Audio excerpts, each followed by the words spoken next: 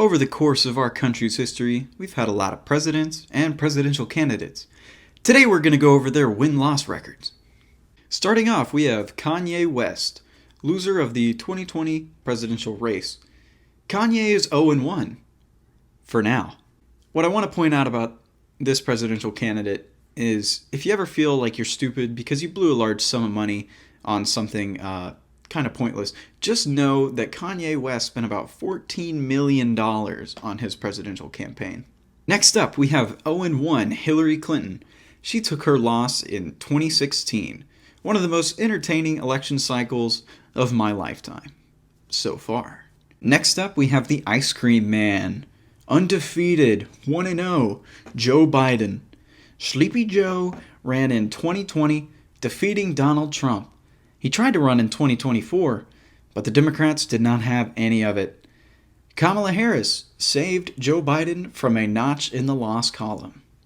Moving on, undefeated JFK.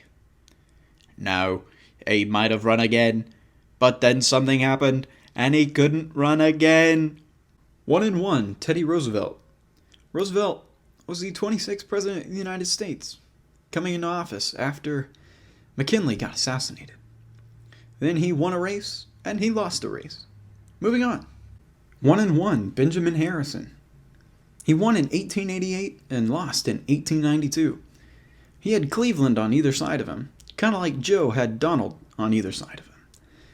Harrison was dubiously the last president we've had with a beard.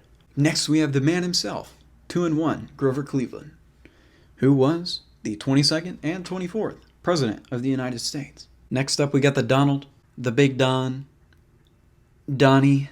Donald Trump took a win in 2016 and 2024, raising him up to 2-1 in our win-loss record. While this president used probably the most adjectives you will ever see, quite frankly, I don't think there will ever be another as orange as he. Magaga. Moving on. Next up, we have undefeated Obama. That's really all I have to say. Moving on. Here we have the Tom Brady of presidents. He just would not lose. He literally had to die to be taken out of office. They had to change the rules because of him.